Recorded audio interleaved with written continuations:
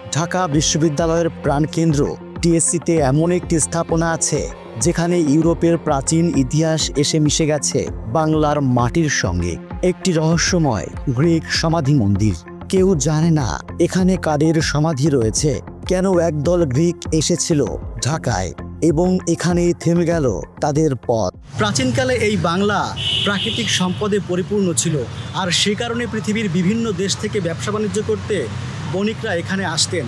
বাংলাদেশে আসা ইউরোপীয় বণিকদের মধ্যে সর্বশেষ ছিল গ্রিকরা, কিন্তু 47 সালে রাজনৈতিক পট পরিবর্তনের পরে অনেক গ্রিক বণিক বাংলা ছেড়ে চলে যান।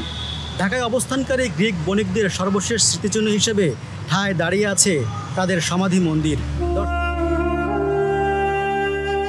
কলকাতাকে কেন্দ্র করে বাংলায় গ্রিকরা বসবাস শুরু করে। 1750 সালের দিকে বাংলায় তাদের আগমন ঘটে।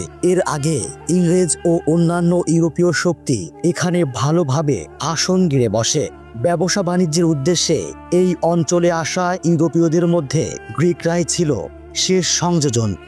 এই গ্রিক মন্দিরের পাশেই সোহরাওয়ার্দী উদ্যান অবস্থিত।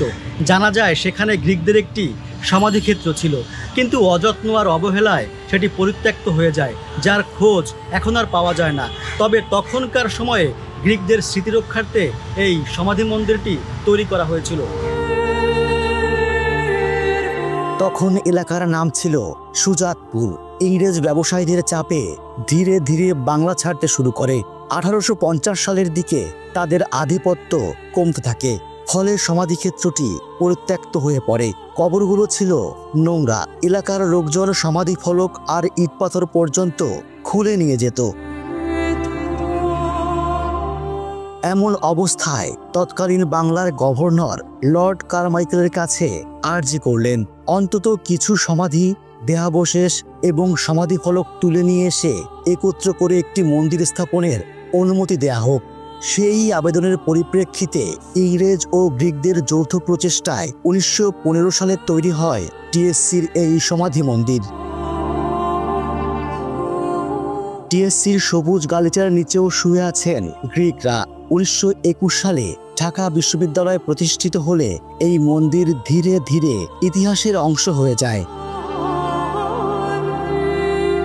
হালকা হলুদ রঙা চতুষ্কোণ এই সমাধিসৌধটি প্রাচীন গ্রিসের ডরিক রীতিতে বানানো হয়। চারিদিকে লোহার গ্রিল দেওয়া স্থাপনাটি পূর্ব দিকে একটিমাত্র প্রবেশদ্বার। প্রবেশদ্বারের উপরে গ্রিক ভাষায় লেখা রয়েছে, তারাই আশীর্বাদ প্রাপ্ত যারা সৃষ্টিকর্তা কর্তৃক নির্বাচিত হয়েছেন মৃত্যুর জন্য। এটি দেখে মনে হবে এখানে এক বা দুজনের সমাধি আছে, কিন্তু অবাক করা তথ্য হলো এই ছোট জায়গায় 11 জনের দেহাবশেষ আছে। সৌধের ভিতরে 10টি নামফলক থেকে 11 জনের পরিচয় পাওয়া যায়।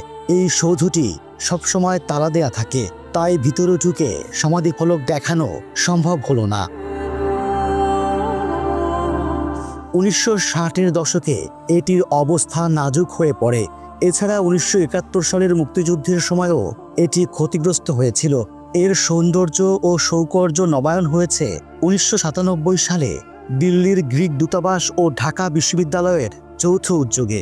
যদিও এখন এটি পড়ে আছে অযত্ন আর অবহেলায়।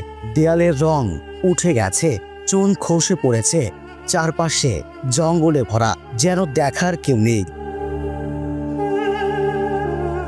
অবাক করা বিষয় হলো ঢাকা বিশ্ববিদ্যালয়ের শিক্ষার্থীরাও এই স্থাপনার সম্পর্কে তেমন একটা জানেন না।